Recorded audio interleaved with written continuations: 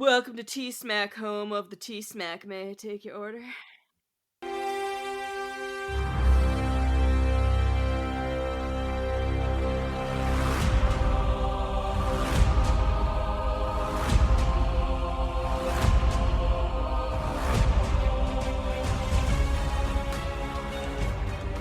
Welcome back, everyone, to another episode of Talking Smack, where we talk superheroes, movies, animation, comics, and much, much more. I'm your host, Josh Scar, and joining me pretty much as always, Alex, is it time we just W the co-host?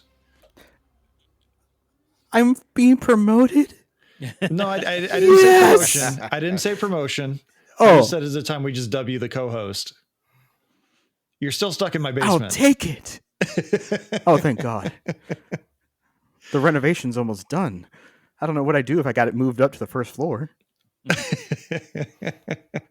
Well, you might have heard a couple other voices joining us this week. The first one you might have heard is Antonio from the Cultworthy and many other podcasts. Antonio, how you doing? Great. And I just realized this is my first time actually being a guest on the show instead of just little clips and inserts of my voice on the show from past reviews. So my heart really hurts, happy. Antonio. My heart hurts because you've forgotten about our G.I. Joe Origins Snake Eyes episode.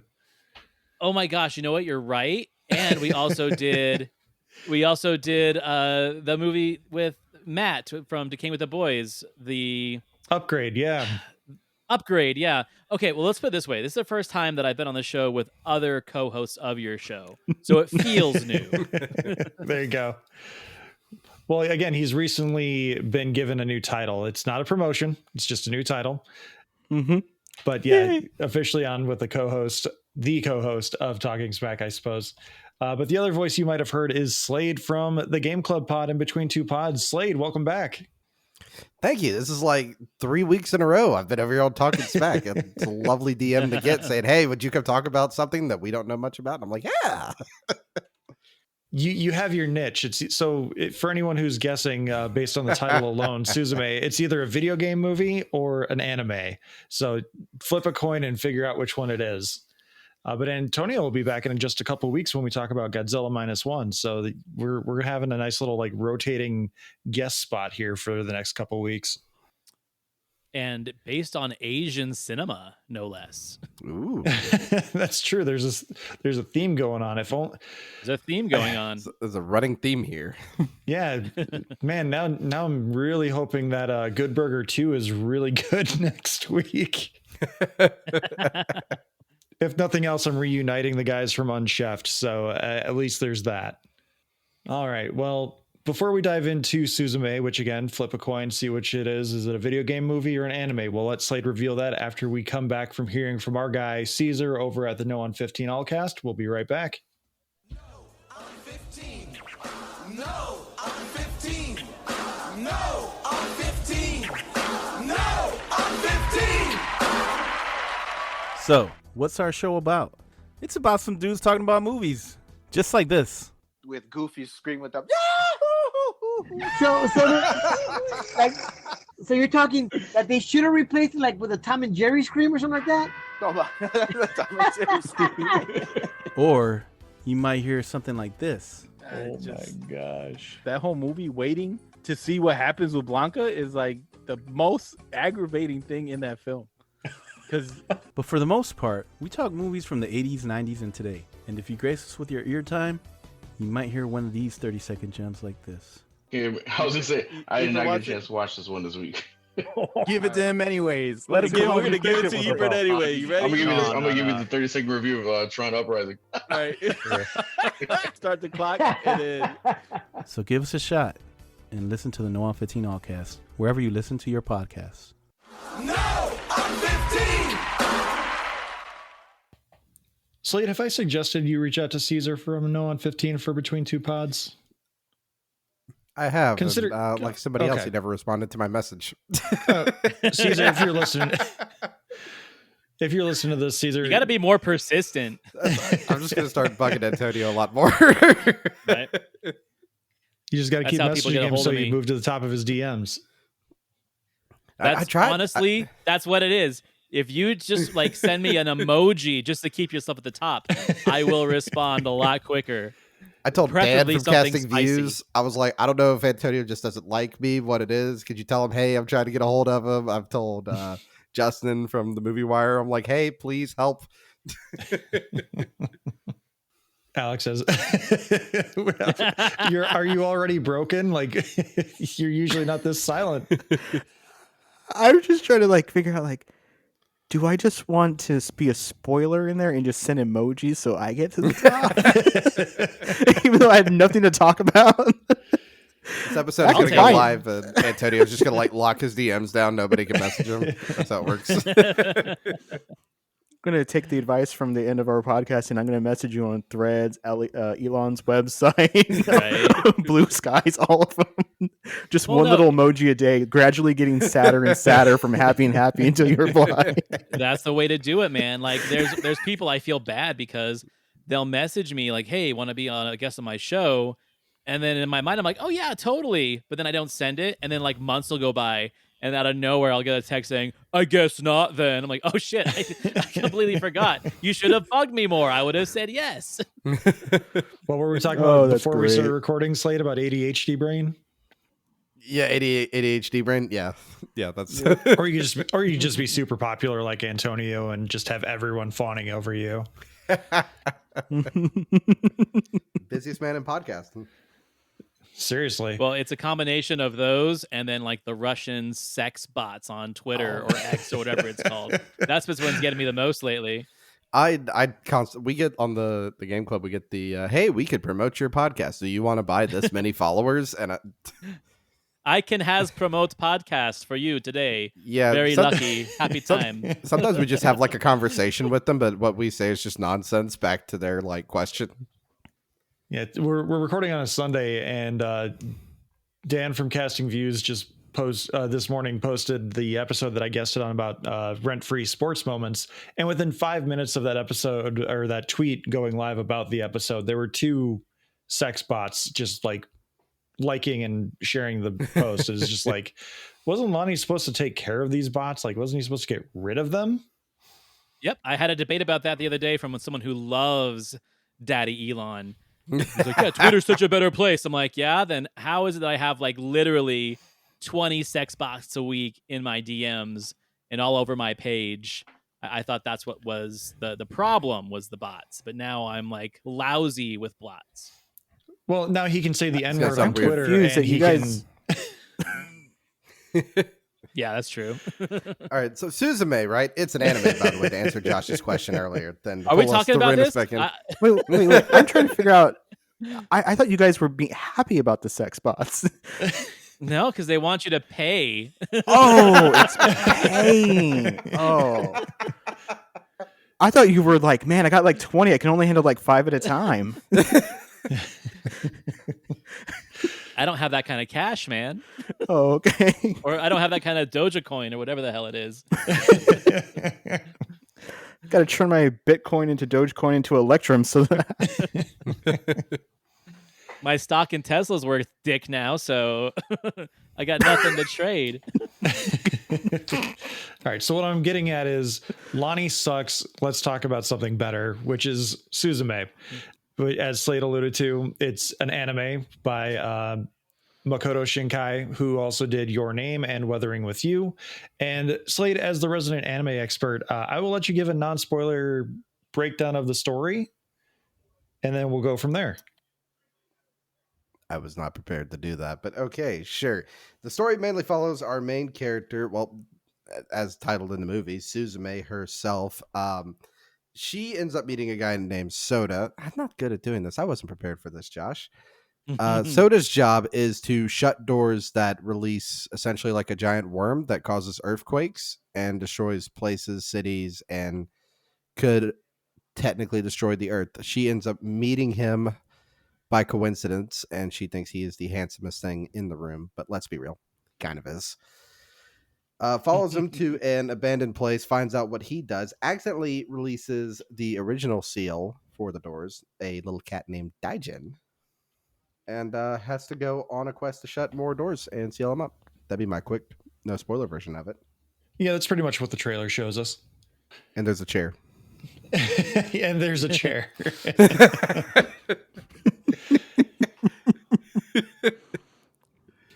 So I think we really can't talk too much more about this without going into spoilers. So we are going to go full spoilers on Suzume. It's a movie that's technically been out for like 2 years globally, but just came out in the US earlier this year and then hit Crunchyroll just this last weekend, which Crunchyroll, not a sponsor, but could be, maybe should be. Slade and I did an animation April episode with the Cultworthy, which I think is a really good episode. So again, go back to that episode and listen to that as well. But I'll repost it once this goes live. Yeah. It was great. We watched Your Name, The Lensman, and Sing a Bit of Harmony, and all three very good. Yeah, and I broke Antonio with Your Name, so I was like, I got to have him on when Suzume's back because, among other things, I want to know if maybe I'm weird, if I'm the one who's like, oh my God, this is the best thing ever. Or maybe I'm the one that's like, oh God, that sucks. Let's find out what this is like and if I have the same feeling as everyone else. So let's just start with initial impressions. Alex, you haven't been saying a whole lot just yet. So initial impressions on Suzume. See, I kind of wish you had asked me to recap it instead of Slade, because what I would have said was standard schoolgirl number one. I'm sorry, who? Her name is Suzume, but she's standard schoolgirl number one. No, who did the recap? She then runs into... Oh my God, that's right. Archibald. Thank you. Archibald. Archie. That's right. So we have Hal's moving castle who needs to shut a door without calcifer. And then from there, we end up in some... The best damn part of it is the damn chair, man. It's true. We need to get to spoilers. I need to talk about a chair that breaks my heart. Well, we can talk about the chair because it is like in the trailer that is Sato, right? Suato? Yeah. Mm-hmm. Sota. Yeah. He becomes the chair. He gets cursed by the cat and he becomes a chair, which again, that's in the very first trailer. So like that's part of the hook of the movie is that Suzume has to become what is called a closer for someone who shuts these doors and prevents the world-ending events, I guess. I wouldn't say all world ending, but a lot of them were like massive earthquakes, that could hurt or natural disasters, kill a lot of people. Yeah. It reminded me very much of the Earth Stream from Final Fantasy VII. Like that's where I went with it. I was like, and it's escaping because humans are in the Earth and shit. And this closer, which I think is the coolest part, is the fact that this guy, he's like comes from a generation after generation after generation of closers. They just go around saving the world for hundreds and hundreds of years. To me, that was my favorite part of the movie, where it's like, okay, I can get behind that mythos for sure. Yeah, the lore is really interesting. I would have liked a lot more on the lore.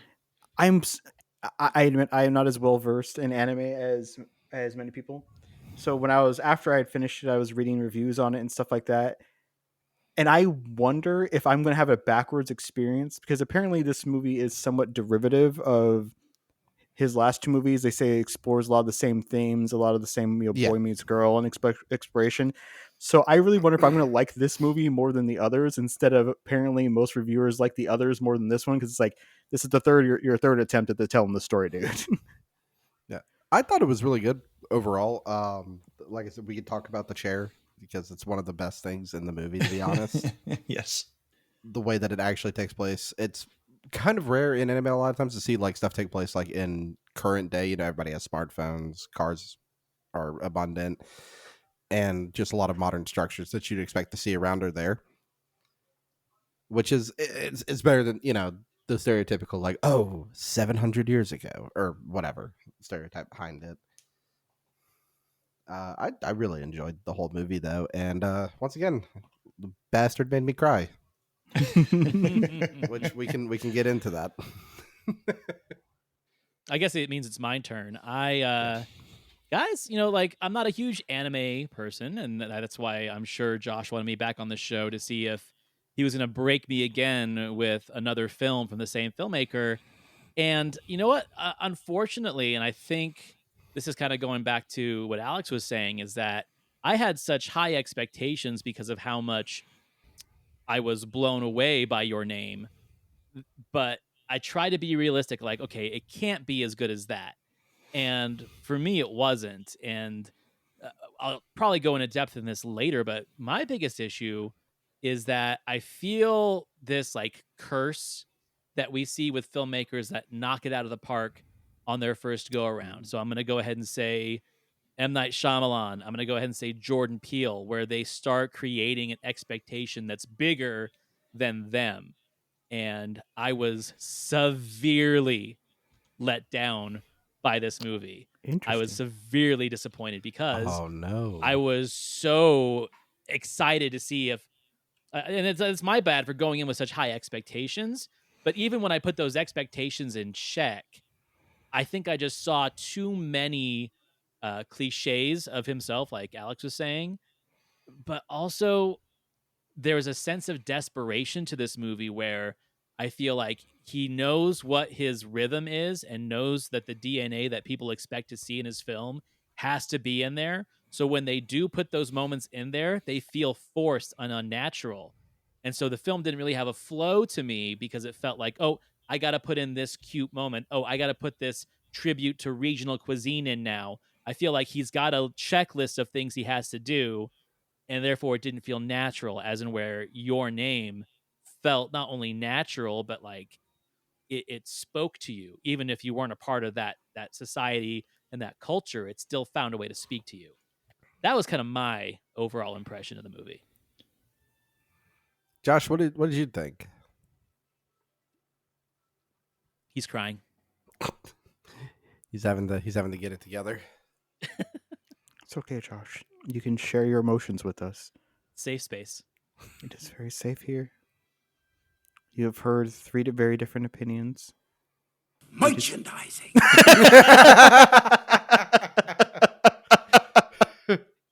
You need a soundbite that says "sex bots." He's still gathering. I'm about to say, can anybody else not hear Josh? I can't hear him. Okay. Did he fall off? Well, he has control of the soundboard. Do you think Josh turned into the chair? Oh my gosh, what if he did turn into the chair? Oh my gosh, he's actually turned into the chair. And that is why we can't hear him currently. It's only got 3 legs and he can't reach the soundboard. There's messages. Nope. No, we cannot hear you, Josh. We heard merchandising. So my opinion is I'm like 1 foot inside the same boat as Antonio. I found it a little hard to distance myself from Makoto Shinkai's tropes as they have become through 3 movies. They all seem to follow the same formula: boy meets girl, girl meets boy, whatever, and then something happens where they separate, and whoever is left behind has to kind of rise to the occasion, do their coming of age moment, and finish the story. And then typically there is a reunion, which, spoiler alert, maybe there is, maybe there isn't, who knows, in some of these movies. I did think the movie was very beautiful. I watched the dub version. So Nicole Sakura plays the dub actress for Suzume, and then Josh Keaton, who many would know as Peter Parker from Spectacular Spider-Man, as well as Shiro from the Netflix Voltron Legendary Defender, and many other things, including being in a 90s boy band. They both do fantastic work. Josh Keaton is like an A-tier voiceover actor. And there were a few moments where Nicole, I was like, oh, that's the girl from Superstore. But then there were other moments where it's like, oh, wow, she's doing a fantastic job. I'd love to see her do something with that's not just voice work. But as far as like the movie goes, it like Antonio had said it previously, it felt like he was ticking off boxes. I never felt overly invested in the romance. I was more invested in her relationship with the chair, but not who was possessing the chair. There needs to be more time invested in the bonding and not just like she's immediately in love with Soda. Like, yeah. So and I feel like there also needed to be a moment with Soda where he's like, oh wow, this girl is truly amazing. Like it happens, but I don't feel like it happens in a way that this person all of a sudden is like, I'm in love with this person. They are the love of my life. I will work my way to being worthy of them or whatever.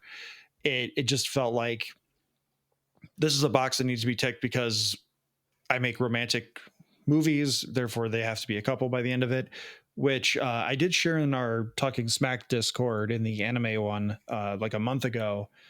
Makoto Shinkai had originally intended this to be a queer love story. He wanted it to be a girl that Suzume falls in love with, but through studio interference, they were like, "No, shut it down. It's got to be a boy." So I had that in the back of my head of like, how would that shift this story? And part of what Makoto Shinkai had said is that he kind of put everything he had into the quote unquote traditional relationship, boy girl relationship in Your Name, which you can see it throughout the entire film in Your Name. And he's kind of tired of telling the boy girl story and he wanted to challenge himself and do something different. But through the studio interference, I think he just kind of lost interest in that. And I think through that loss of interest, he just kind of went, yeah, they're together by the end of the movie, whatever. I also think that the running trend of his films now with, childhood trauma interfering on personal relationships and personal growth in your teenage years is a little bit tired as well. Like that's just something that he keeps showing over and over again. We have to see, a version of a person in their youth and then their older version and how trauma affected them, whether it was like in the first one with the cultural responsibility of the main character in that one and how, that kind of made her a nerd and an outcast in her school. That also leads me to my next point about this movie is that in Your Name, I feel like there wasn't a character that didn't have at least a full wraparound and resolution to. Like a character wasn't introduced just to like move the story along without bringing them back later and giving them like a tiny bit of closure of their story loop. And this film literally throws characters just at you to keep the plot going. You get zero closure on most of them, and they save it for the closing credits. And that pissed me off so much because you're introducing some pretty cool characters to help her along her way, and then you have to get back to, saving Soda and the chair, and Daijin's bad, and now Daijin's good, and then they bring in the coolest character, the Sodaijin, like the big cat. Mm-hmm. But then all those other people that they bring in later, they don't give you any closure until the ending credits. And it's just like, okay, well, now I feel even robbed more of a cool story and cool characters that they brought in. I get your point on that. I think it's kind of fine just because of the way it is her traveling through Japan. And, when you see one of these things, half the time they feel like an advertisement for traveling there.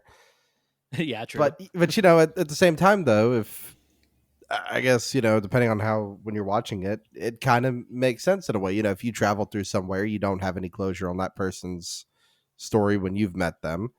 So I get it. Sometimes you just meet people and you never know what happens to them afterwards. But you never know. They could have ended up being friends on Facebook or something and met up later. Yeah, that's true. But at the same time, it's like the orange girl and the bicycle really had no reason to be a part of the movie. Nope. And didn't need to be in the closing credits. And that's what I'm talking about is that like maybe I'm just not used to the anime storytelling structures because like I've seen so few. But I think that's where I was disappointed with this one is because Your Name did such a good job at making me care about everybody. And that's why it hit me in the gut. Like the whole idea of like, these are all people that could lose their lives if time didn't change, that weighed really heavy on my soul where I felt like a lot of this story was incredibly disposable because the only real danger that you saw was Soda as a chair and Daijin and everyone trying to close the door and stop the worm when the rest of the world was completely oblivious to the fact that they were about to get wiped out. Right. I agree with you on that. Like it never felt like the stakes were truly there. Like we as the audience can see it, we can tell the characters have the emotion behind it. But when the most you get is like in the Tokyo scene, it's like, oh look, why are the birds going crazy? Look at all those birds, yeah. Right. You don't get any more than that. No one else really knows, and they do kind of set that up in the beginning. At school, where she's like, "Do y'all not see that?" Off in the distance, and her classmates are like, "You feeling okay?" Which I guess you could say is just an excuse. I know Larson, he didn't like it, but to me, this is kind of like what I expect out of him. And I mean, the animation quality just stellar as well. Yeah, so I melted right away into that comfort zone of watching it. First things first, we need to go back slightly. Orange Girl has a name. Her name is Chica, and she is best girl. Because I want a friend who, through the magical ability to capture some oranges that are rolling down the hill, invites me home, feeds me, and then I decide to hang out with her family and help them clean up. Yeah, her design and her character personality come back to a lot of or to me, look like a big call to another character called Mako from an anime called Kill la Kill. They're about. It looks like a not a sketch. What do you call it? Like a tracing between the two, and then their personalities a bit. I mean, Kill la Kill. I watched that anime because saw what is it? I saw a brief trailer that said you beat him up while dressed like a hooker. I'm like, I have to watch whatever the hell this is, and sure enough, it's Kill la Kill's a wild ride. Kill la Kill's a wild ride about dressing like hookers while playing tennis. Yeah. But I agree a lot with what Antonio said because this is essentially a Bubble Boy story.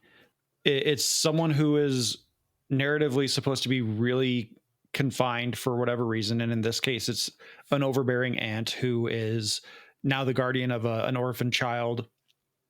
And she just doesn't know how to raise a child. And she's trying to be there because, the heartbreak of having lost both parents, or at least one parent that you knew.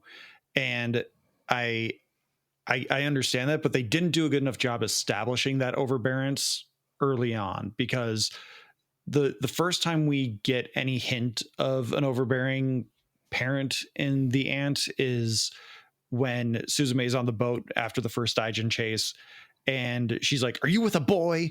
And like, oh, but like that's not even like overbearing in that moment. It just seems like standard parenting, really. Like, what do you mean you're spending the night at your friends and you didn't tell me?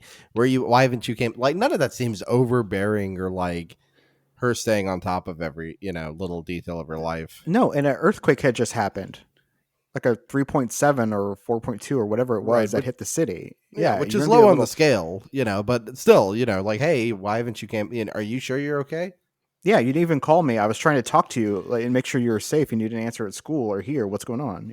Yeah, I think they missed the boat on that one. No pun intended. Yeah. I think they needed to establish that relationship a little bit more before they literally just threw us into this story where Suzume is riding her bike to school and she sees a boy and she's just like, okay, time to go on this adventure. Right. And there needed to be like a 10-minute prologue where it establishes that Suzume is feeling choked in this relationship with her aunt, as well as just like the day-to-day routine. And I think that would have done a lot more for the narrative, because at some point later on in the movie, we get to the point where they have their heart to heart, and Suzume just breaks and she's like, "It's because you're smothering me. I can't breathe when I'm around you because you're so overprotective." And it's like, whoa, that came out of nowhere. Like, what the hell? Like, that's new information for us. Yeah, I think too, like maybe it's something that was lost in translation, because I watched the dub version too, where, there definitely is that foster child stigma that she wears, that Suzume wears, that they don't really sell too much. They really want to talk more about the trauma of how and why, like the cataclysm. That's what these movies are about, is something big happens, whether it's a tsunami. And yeah, I guess it's all kind of based on relevant things that have happened into that country. So that probably plays better to that audience. But that's one of the things I thought too, is like, okay, so I get that there is that foster child stigma that she has. And this might sound like a little weirdly progressive on my part, and I'm a progressive, but there is something about this movie that bugged me. And then I thought about Your Name, and that's the fact that I really can recognize now, because I've seen just so many films and so much TV, where you can see when a male director and writer has a desperation to write a relatable female character, especially a teenager. And sometimes it works and sometimes it doesn't. And this is a situation where I feel it doesn't, because he is literally writing Suzume as if Suzume was like his manic pixie dream girl that he was obsessed with, and the way that he would want her to act in his world. I think why I was more impressed by the character development and writing In Your Name is because that was more about like the family tragedy, the family dynamic that was going on there with the whole cultural thing. It's easier to write a story about not being accepted because of you've got the crazy parents and grandparents that want you to keep the traditions, and like your dad is the principal or something. I can't remember how that whole thing He's went. the mayor. The mayor. But this film doesn't do that. Instead, it's the childhood trauma of losing a parent, a family, and then writing these developing feelings as a teenager, which are so stereotypical that you can obviously tell it was written by a dude. And normally I can let it go and it can just, blow right past me and not affect me. But this time, to me, it was so noticeable that it actually kind of left a bad taste in my mouth. I think that actually raises a really good point that I've been trying since I watched the movie last night, is that, and you mentioned it earlier, Antonio, it's not fair to gauge this on the expectation or just like the feeling we had with Your Name. Like, right. It is kind of the guy's fault for making a masterpiece. And like you kind of have an expectation now, like you were saying, but the dude also is allowed to tell the stories that he wants to tell. And I think this is an interesting story, but it does feel very cliched anime where it's just like random shit happens, but great visuals and really cute characters. See, I would say that like I mostly about Suzume as a character because she had her own form of agency. Like they really cut very quickly out the whole like the chair is like I'm just going to do this on my own, and it's a hard cut to her dragging him like no I'm with you, I'm carrying you. This is what's happening, and then I like that she quickly was able to encapsulate the dredging up of the memories and feelings of the areas around her, and to do the whole like door key locking thing. He just had to do the whole ritualistic saying stuff. I actually really like that, and I liked how her earnestness, people around her, kind of easily took her in and wanted to help her on her way. Mm-hmm. And that was her doing, not the chair's doing. But my issue is that it does feel like a blended mix of the greatest hits of anime. Like he looks like Hal. I immediately saw him like that's Hal. Her journey very much reminded me of Spirited Away, which is I am doing in the bathhouse scene now, and I have this thing to do now, and I still haven't quite figured out everything, but I'm just gonna push along and do stuff. And of course, I knew it was gonna happen, and I giggled, but I saw it coming 1,000 miles away. If a chair has a face and is a guy, she's gonna sit on it. I was waiting for someone to say it. Yeah, but it's not just the action; it's how she does it, and it's the little smirk that she gives, breaking the fourth wall essentially. Which again is he wasn't trying to get her to sit on his face; she really wanted to sit on his face.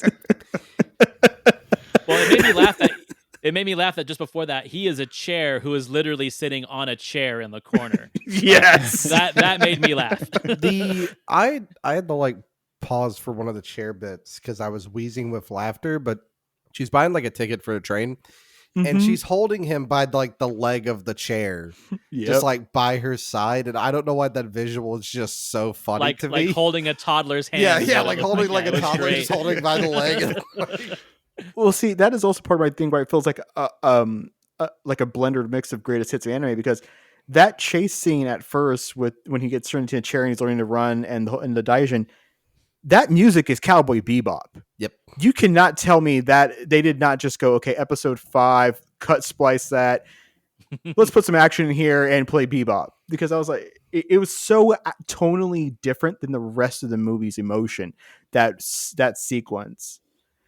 Now, that is to say, like, I did enjoy many aspects of the movie. Like, I like that each door was different, and that the doors are tied to, I do like that the doors are tied to emotional places of power, of emotional integrity and power that are that were lost from previous things, which is obviously something Japan deals with their various tsunamis and earthquakes and disasters that have happened throughout their history. And I really like that. And there was some great emotional moments. Like the two scenes that got me is one where she yells at Daijin, and he shrinks back to like being a withered, sick cat. And I swear she was going to smash him, and I'm glad she didn't, because I would have just cried turned off. But the scene that was referenced, the whole scene with the big emotional climax between the aunt and her, it didn't really work in terms of an emotional buildup, because we never saw the aunt as oppressive so much as she was just like, why is she traveling all over the country? What's she doing? Other people push the aunt into going and chasing her down. And then immediately she's like, fine, I'm going with you because, you've been traveling all over Japan. Let's go together. As someone who was adopted, that scene of her aunt telling her, you're just my baggage that I can't get rid of, fucking hurt. Yeah, because I was adopted and I had an unadopted. Rightfully so, should have happened way earlier, not after I turned 18.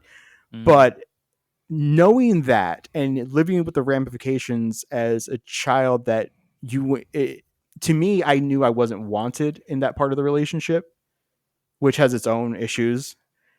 But to me, as someone who, but I was been in her place where I never heard those words, but I knew they were there. And to her hear them and then realize, oh, that's actually the other Keystone being a dick, it still really hurts. And it still is that emotional sucker punch of wondering, am I just here because I'm a child and you're taking care of me and I need a place to be? Or do you actually fucking love me or not? That was a brutal, brutal scene. I have a question for you guys, because it's the one thing that I really couldn't figure out, and that is the significance of the chair, because like the chair is one of the last remnants of her childhood, and you could tell that she's blocked a lot of memories of the disaster, and part of the movie is rediscovering those memories to get back to where the door is in her old village when it was wiped out. So the significance of Soda being turned into the chair by Daijin, do you think that Daijin had an intention into creating some kind of bonding relationship with her and Soda through the chair, or was that just a random act of happenstance? Because I couldn't figure that out. I think Daijin was trying to build a relationship with her, because remember, there's one point Daijin's like, and I love you, and Suzume's like, yeah, no, absolutely not. So I think Daijin was trying to use the chair to build something with Suzume, but not with Soda. I agree. And that's another part of this movie that I feel like there's something missing in the story, because they want to throw a curveball at you, but they don't do a great job of it, because Daijin is so like ambiguously cute and somewhat naive that like every time they speak, you're like, okay, it's important, I need to listen. And it's saying, you and I are going to be together.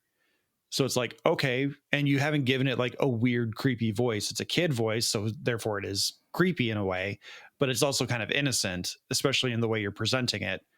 So it's clearly just naive in the sense of like, oh, I love this person, I'm going to make them love me in whatever way I can by showing them these doors and whatnot. Yeah. Okay. I thought you guys froze again. It's like, oh no. No, I was thinking about the other thing is you don't get to know much about the other cat either. Yeah, you Other don't. than- And it's Yeah, he badass. just shows the fuck up and I'm like, okay. But what makes me curious is that Daijin was trying to build the relationship with Suzume, right? Yeah. Did the other cat had some kind of really personal relationship with the Soda's grandfather, who we see in a hospital bed. Mhm. So did Daijin want the same thing with Suzume? I guess that's what's trying to be implied there. That's how I took it. Yeah, because they also throw another red herring at you where I think it's like right when they're trying to stop the worm in Tokyo, where Daijin tells Suzume that she is the keystone. So that also threw me for a loop, because it's like, all right, so now that she has interacted with the keystone, Daijin is essentially just a manifestation of her purpose now, and now she's the keystone, and then they don't really do anything else with that. other than the fact that she is the one that can go into the ever after to get soda. It like I think it was Alex that said it earlier. This does feel like two movies that they've squished together. Because I would have loved to watch the movie just about Soda being a closer and traveling around the world and closing these worms doors and shit like that.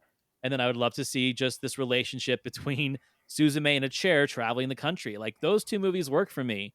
And then when you stick them together and have to like force plot drivers in there that don't give you a real explanation later on, that's where it becomes distracting. That I think, like, you know, the majority of us have at least said once or twice where, yeah, there's something missing here or there's something extra, and whatever it is, it just disrupts what this movie I think could have been. Yeah, I think you mentioned it earlier, Antonio. There's like a built-in lore that they just decided to completely gloss over because like the history of the closers is immediately just like, here's a book, here's some Right. things that happened, and we're gonna move on. And like, I want to know more about that. I don't need all these side stops. I kind of took it as one of those like you're left to kind of fill in the spaces, but I feel like there's too many spaces and not enough prompts for me to be filling in on my own, if that makes sense.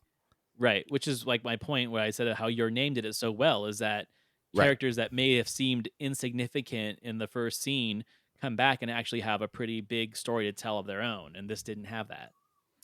And we didn't need the roommate with the cool car unless we just needed a car. Yeah. Well, exactly, first of all, you don't diss that car. He drives a manual. All right, that's a proper car. Let me tell you. And it allowed a joke with the broken roof. The broken roof. So there's a bit where the car like crashes into like a field essentially, and then the roof finally closes, and it didn't like work during the rain. That got a good chuckle out of me. Because even though like he just crashed his car, it's like, oh cool, the roof is fixed. But then the door falls right off. Yeah.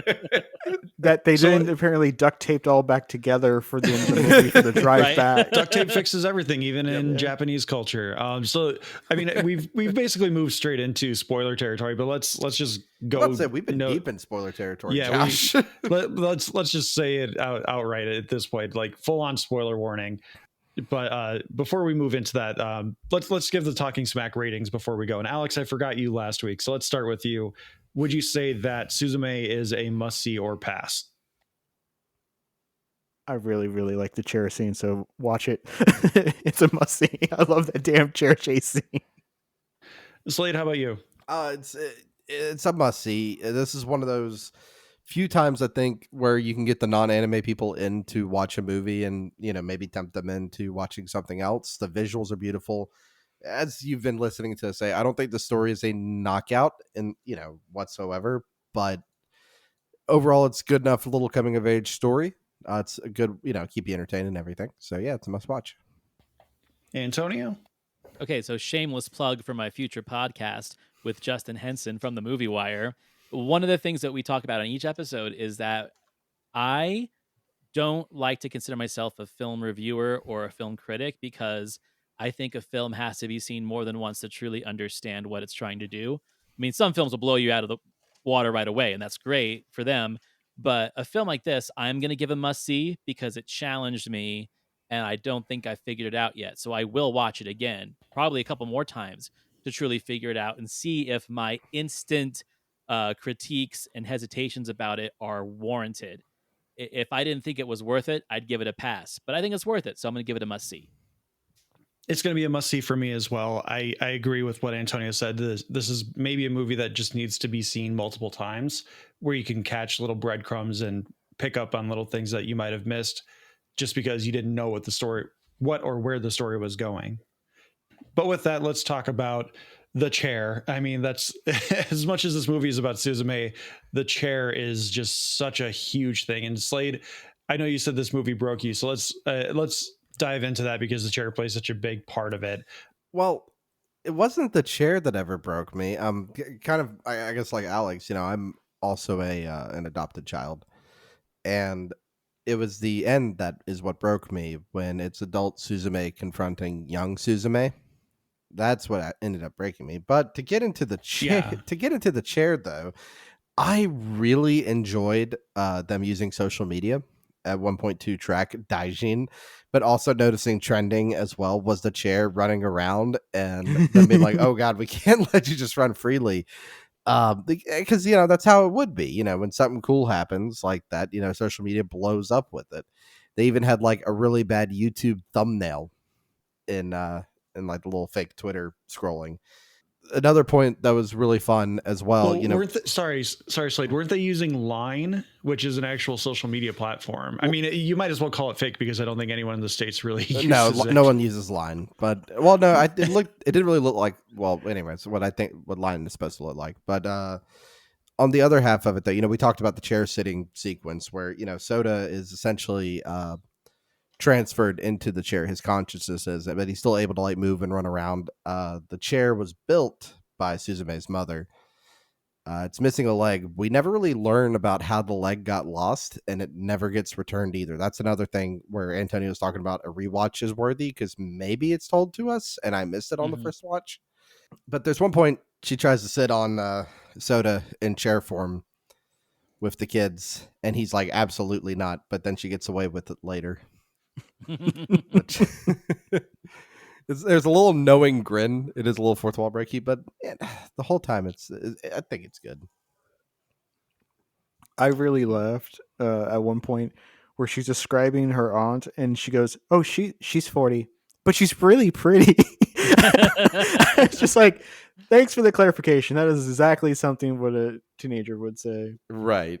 But okay, so speaking of the aunt and weird things that bothered me, her makeup when she shows up to confront Suzume in Tokyo is really weirdly distracting. Like, she has this bright purple lipstick and she's fully made up, which she didn't look like that when she was at the office. And her friend convinced her to go like, hey, you have her access to her bank account, see where she is and spending stuff. So did she go home, shower, change, put on makeup, and then take a train, which established she's like, Tokyo's like a day and a half away by boat or maybe faster by train, to then find her? Well, you got to dress up to go to the big city. Yeah. Okay. I just was like, because I fully expected like the whole rush from work wearing the lab coat she's wearing and all like looking all fussy. Not the whole like, I'm ready to hit the town and bring you home. Well, she has to meet the dude with the cool car. She needs to dress up for him a bit. Right. True, that's where I thought it was going, was just like, she's 40 but really pretty. Here, young man, you can date her. Who's the roommate of my love interest. Who owes him money? Oh wait, no, I owe him money. Yeah. But he forgot. So that's fine. I'm looking at my notes over here, guys, and there's two things that stood out to me that I didn't mention yet. And that is, God, there is a lot of Stranger Things in this movie, isn't there? Go on. I feel like the worm is very reminiscent of the smoke monster, whatever they call it in Stranger Things. I feel like there's a real kind of like Vecna feel to the ever after and the dark side of it. Like, I really got a lot of that in there. It's kind of like a Stranger Things a driven plot. Oh, see, I thought every time I saw one of the worms emerging from the door and all that stuff, and then like the cat attacks it at the tip of it or something like that, all I could see was giant angry dicks. Oh, you were watching a different kind of anime. That's called hentai, Alex. Are you sure?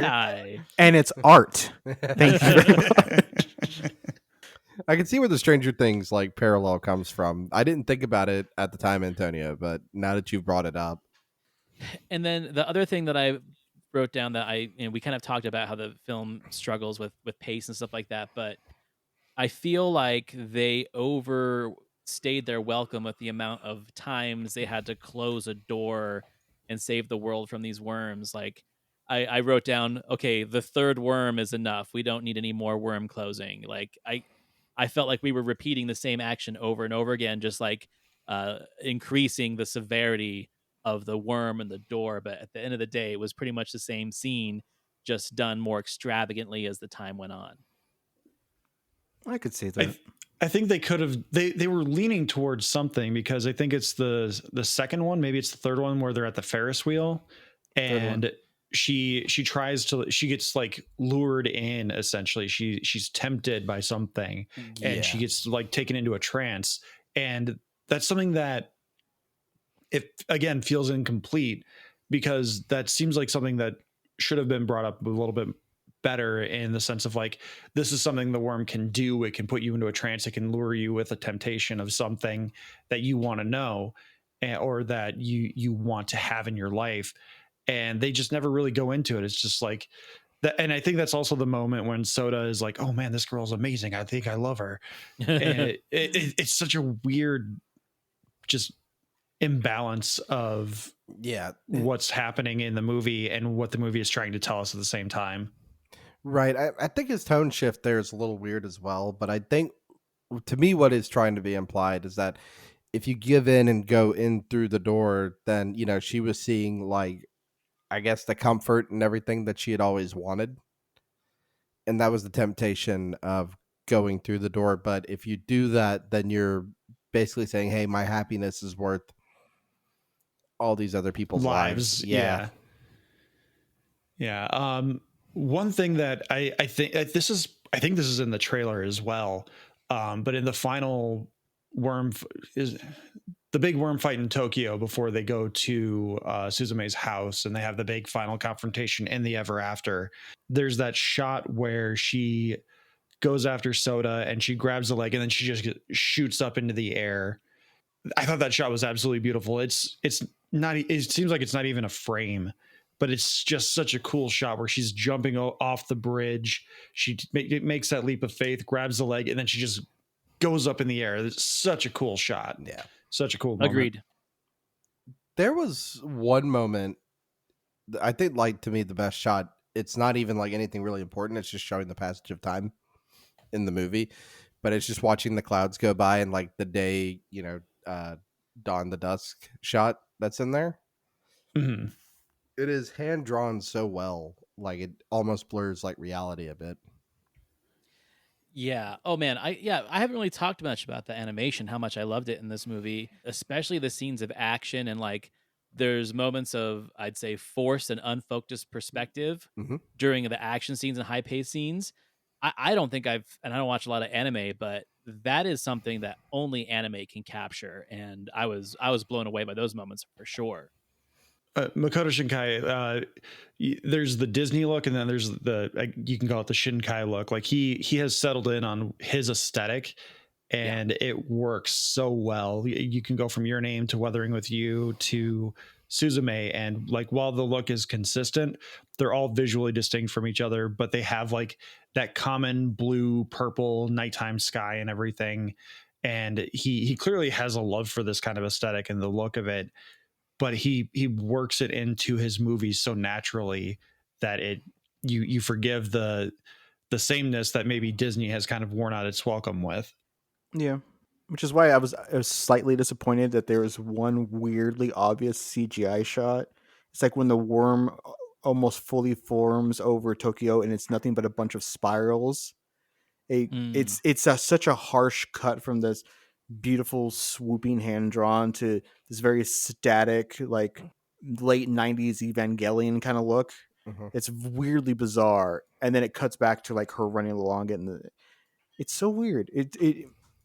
This movie has so many moments that I love, but then it just pivots to these weird distractions. Yeah, I'm gonna go ahead and say that on this one, like a lot of movies, I will remember this film for a lot of its moments and not necessarily for the movie as a whole, because the moments are so good. Encapsulates it. Yeah. I'd agree with that. I'd also say that it leaves me with more questions than answers, but maybe that's part of the point. So, Slade, the part at the end where she rescues the chair and convinces the cat to recat itself. Right. And then she sees herself and gives herself the chair. That's the part that broke you, right? Well, it wasn't so much that, it was the younger Suzume just wanting to know where her mom is. Okay. Oh yeah, crying and yelling for it. That's what got me. All right. I was kind of like wondering if it was the emotional, like, older self trying to protect younger self, or was it the emotion of being lost as a child and needing answers? And Yeah, it was the emotion of being lost as a child and not knowing anything. Which that one, I guess, I don't know for you as well, Alex, but that one for me hit a little too close to home. Yeah, that I was already broken by the aunt, so that part really didn't do a whole lot for me. But to get overly personal, my therapist, she is a big fan of a system called older child, adult and child voice. And so some of like the emotions that you're working through, some of the trauma you're carrying forth is your younger self, your child self being hurt. And what do you as the adult want to tell that child? Because that child may sometimes rule your emotions and make you, be irrational or hurt others because you are hurting and stuff like that. So there has been moments where it's like, listen, I'm going to be your younger self. You need to talk to me as the adult. You need to Well, that learn makes a to lot of school these sense, emotions. man. Yeah. Because that would represent why Daijin is childish in the sense of how it reacts with Suzume, and then Sadajin, the older cat, is more bitter and dark, much like the old man. So that represents the voice of the old man who's lived, if we want to get really psychological with it. Yeah. Yeah. So that part didn't quite work as much for me because I'm kind of used to that. And I was already just like, God damn, that's a little too close home. But Right. I like that it meant something to you. I really do like knowing that what it made you feel and which part of that is what spoke to you. Right. Because once again, we may be getting a little too personal. I don't know about you. I've never had that closure in my life. So, like my birth parents, I don't know shit. Yeah. So, but you always have that lingering question. And that was the part that hit me. And I'm like, I feel you, kid. Wish I knew too. No. And that's probably that, younger self like you're talking about. Yeah, no. It's tough. Yeah. Oh, yeah. Josh, you haven't said anything in a while. I was letting you guys have a moment. I got more like Toy Story 3 vibes from that moment. I didn't connect with it quite the same way you guys did. I did think it was a really beautiful moment just because you have that, what's the word I'm looking for? She gets the light bulb of like, oh, this wasn't my mom. This wasn't anything that an adult did. It was me helping me. And it's kind of like Toy Story 3 where Andy's handing off his toys to I'm forgetting her name, but the new girl that takes the toys from him as he goes off to college. So like they get this moment of Andy playing with the toys one last time, and then he hands them off and he's like, can you take care of them for me? And when Suzume is giving the chair to her younger self, you get this time loop thing, and it's done really well. But it's also symbolic of her kind of letting go of her childhood trauma and also giving her childhood self comfort, because that chair means something to her. And I looked it up while you guys were talking previously. The chair lost its leg in a flood that happened that also took her mom. Okay, so that's where the leg got lost. Yeah, so like the chair just got damaged. Also, again, symbolic of like a broken childhood. Something tragic happened that this thing that she loves as a child is now broken, as well as she is. But her handing it off to her younger self just kind of gives her comfort in that moment as a child, but it's also symbolic of her letting go of that trauma as an adult. Well, and I think that's kind of what I took from that moment. Well, it also makes sense now that I'm thinking about that she doesn't remember it, because they show a couple different scenes of like her in her little notebook or whatever, maybe diary, and she's just like blacking out whole pages. Because there's a couple times people are like, why does it only have 3 legs, or why does the chair look like that? And the best she can just say, oh, my mom made it. I don't know what happened. Indeed. Yeah, so I do think it's a very beautiful movie, but I think Antonio knocked it out of the park with how he broke it down, where it's beautiful moments. It's a beautiful moments within a movie that for the most part is it's not really cohesive in the way that a lot of his previous work was. Right. I would agree with that. So I think with that, along with the technical difficulties I've been having, I think that might be a great place to end it. But before we go, I'll let you guys share your social medias and your podcasts here in a second. But there is one little thing that I want to get out of the way, which is both of you actually have the honor of being in on a very auspicious episode, which is this is our 100th consecutive episode. Oh, it's the 100th episode since we've been back in October of 2021. So thanks to you guys, Game Club Pod, Cultworthy, Casting Views, Super Familiar with Wilson, Sugar Coated Murder, Decaying with the Boys, Review It Yourself, Watching Stuff, Red Dove Podcast, so many others that just at the moment are not clicking in my brain. Panel to Panel, Comic Book Keepers. Just there's been so many amazing podcasts that we've interacted with, that we've guested on, that I cannot thank everyone enough for the support you've given the podcast, let alone the support I've had in my household with Ricky. I wouldn't be doing this if Ricky weren't okay with it, at the very least. But to get to 100 consecutive episodes, I know I've missed some, and Alex, as the official co-host of the podcast, filling in for those episodes, it's been a privilege to produce any kind of content, let alone content that people actually want to listen to. And I'm getting gushy again, so I'm going to kind of cut it off there. But it's just so, like, it's really cool to just say, like, yeah, I've produced 100 episodes of this podcast, even if it's 2 consecutive years over the course of what we've been around since 2017, technically speaking. So this is episode 122 or 123, but this is kind of episode 100 of the reboot. So it's just really, this has been a really great conversation to have for episode 100 as well. So thank you guys for being a part of it. Hell yeah. thank you for having us on for this. Hell yeah. I would have prepared like some applause sound effects right here. Congratulations! Congratulations! Hit the merchandising button. Hey, There you go. there it is. Congratulations! Congratulations! Hey, Alex, so it's fitting with the tone. Later put in the Evangelion congratulations clapping. Congratulations. Oh my god, yes, I will. So it's fitting with the anime tone. But let's get on with the Merchandising. and Antonio, please let everyone know about your podcasts and where they can find you on social medias.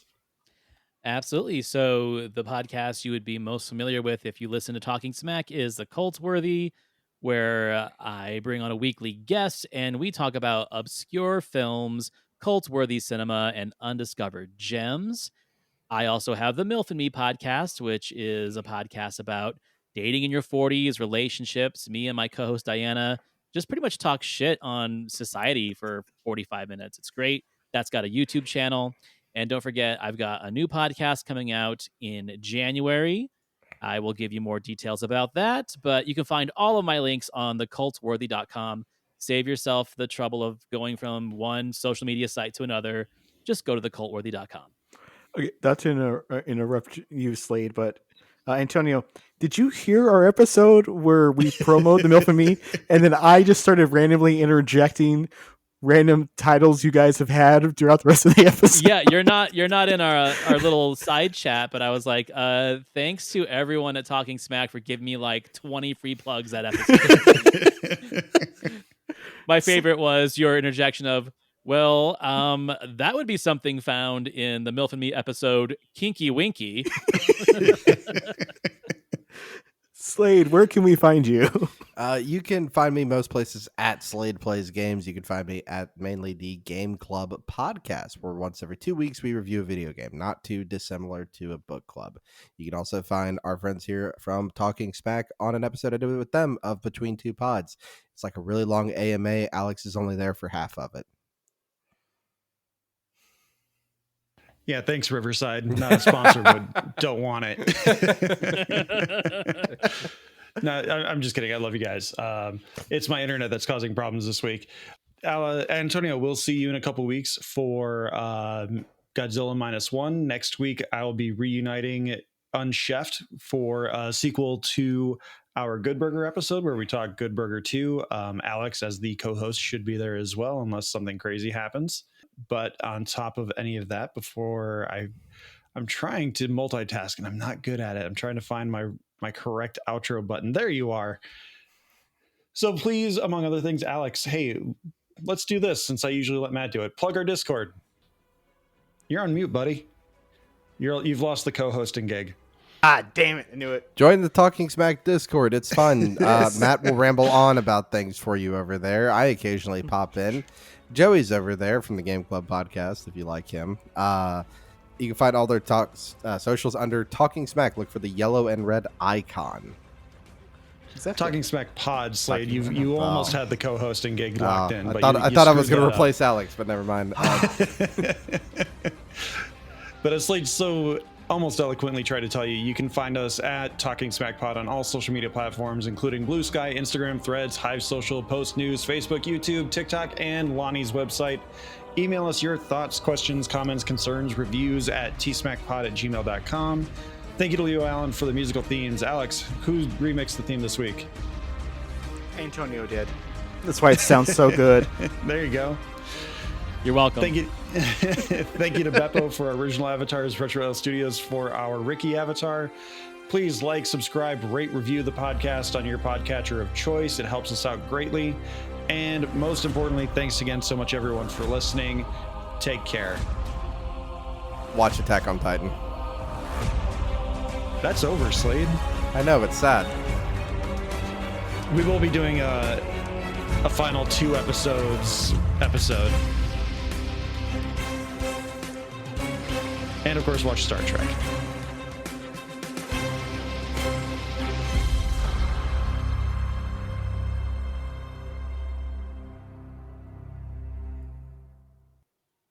Who loves T-Smack? I love T-Smack. Is it true? Mm-hmm. I do. Ooh.